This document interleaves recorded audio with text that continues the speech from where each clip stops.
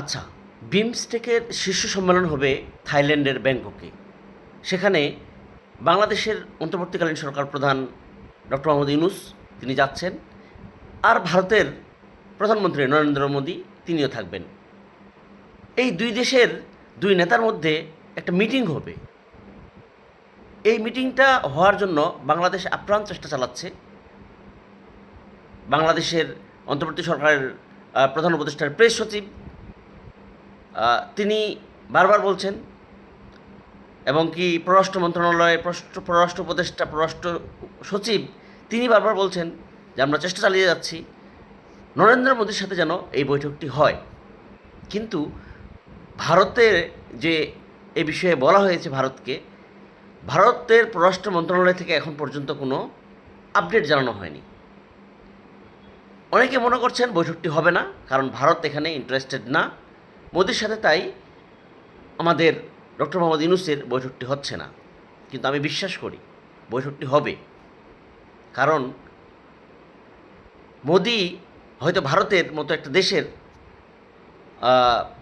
প্রধানমন্ত্রী, কিন্তু বাংলাদেশের মতো একটা দেশের প্রধান উপদেষ্টা তিনি কে?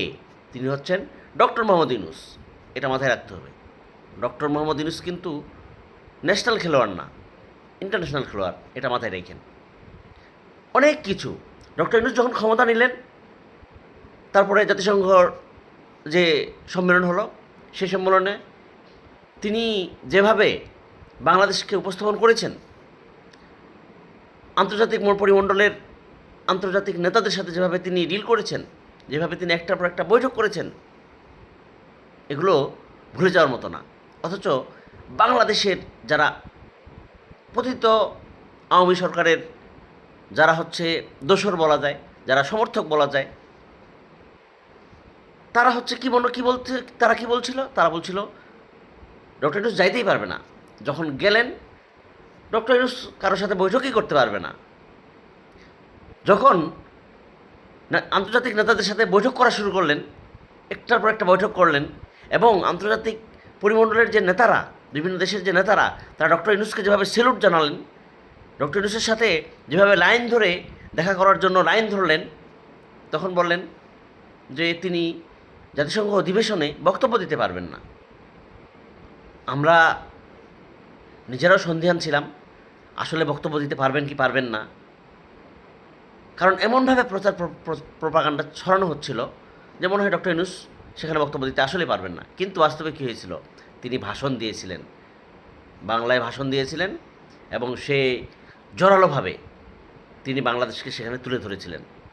তো এই জায়গায় আওয়ামী লীগের যে প্রপাগান্ডা ছিল সবগুলো ব্যর্থ হয়েছে।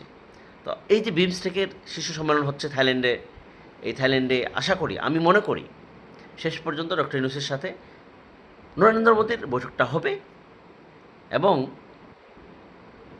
এই বৈঠকে পতিত স্বৈরাচার শেখ হাসিনাকে ফিরিয়ে আনার জন্য জোর দাবি জানাবেন ডক্টর ইউনূস। এটা আমি আপনাকে বললাম, খালি কথাটা আমার মাথায় রাখেন। ধন্যবাদ। আসসালামু আলাইকুম।